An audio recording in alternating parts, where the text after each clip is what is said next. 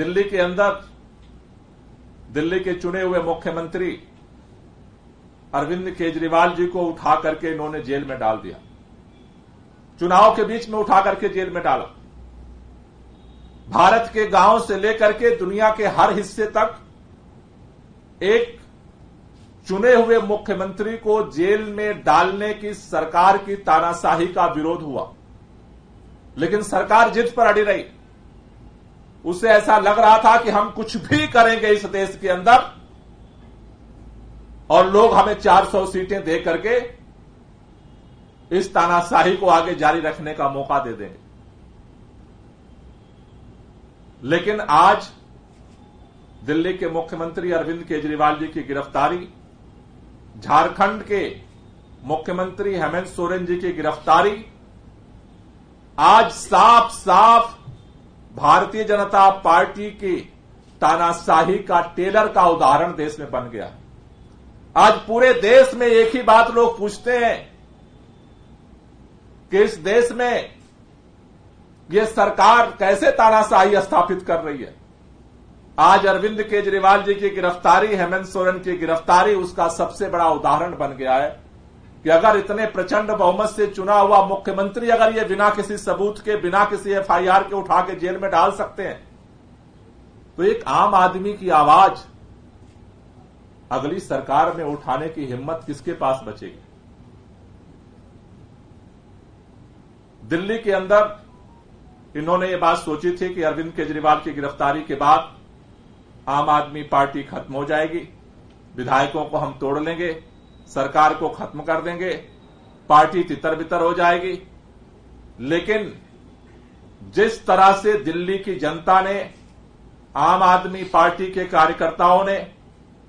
आम आदमी पार्टी के सभी साथियों ने मिलकर के एकजुटता के साथ इनकी तानाशाही का मुकाबला किया है, इस गिरफ्तारी ने आम आदमी पार्टी को और ताकत दिया है और एकता दी है, संघर्ष करने की हिम्मत दी है। और उसके तहत हमारे मीडिया के बहुत सारे साथी पूछते थे,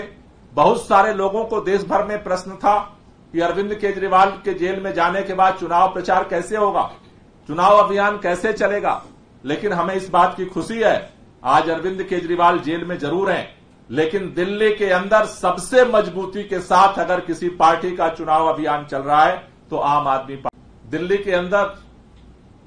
दिल्ली के चुने हुए मुख्यमंत्री अरविंद केजरीवाल जी को उठा करके इन्होंने जेल में डाल दिया। चुनाव के बीच में उठा करके जेल में डाला।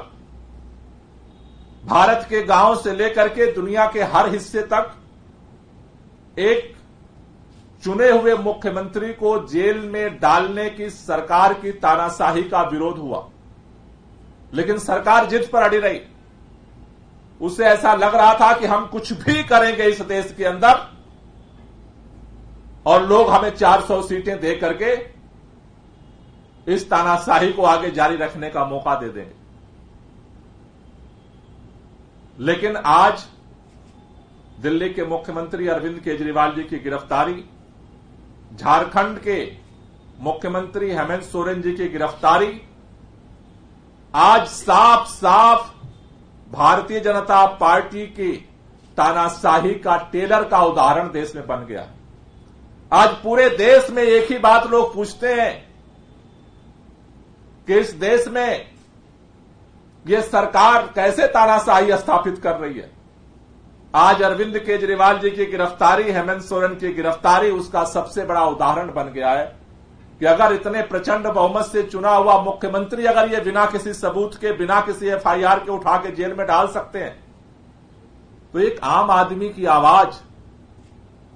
अगली सरकार में उठाने की हिम्मत किसके पास बचेगी। दिल्ली के अंदर इन्होंने ये बात सोची थी कि अरविंद केजरीवाल की गिरफ्तारी के बाद आम आदमी पार्टी खत्म हो जाएगी, विधायकों को हम तोड़ लेंगे, सरकार को खत्म कर देंगे, पार्टी तितर बितर हो जाएगी। लेकिन जिस तरह से दिल्ली की जनता ने, आम आदमी पार्टी के कार्यकर्ताओं ने, आम आदमी पार्टी के सभी साथियों ने मिलकर के एकजुटता के साथ इनकी तानाशाही का मुकाबला किया है, इस गिरफ्तारी ने आम आदमी पार्टी को और ताकत दिया है और एकता दी है, संघर्ष करने की हिम्मत दी है। और उसके तहत हमारे मीडिया के बहुत सारे साथी पूछते थे, बहुत सारे लोगों को देश भर में प्रश्न था कि अरविंद केजरीवाल के जेल में जाने के बाद चुनाव प्रचार कैसे होगा, चुनाव अभियान कैसे चलेगा। लेकिन हमें इस बात की खुशी है, आज अरविंद केजरीवाल जेल में जरूर हैं, लेकिन दिल्ली के अंदर सबसे मजबूती के साथ अगर किसी पार्टी का चुनाव अभियान चल रहा है तो आम आदमी पार्टी का चल रहा है।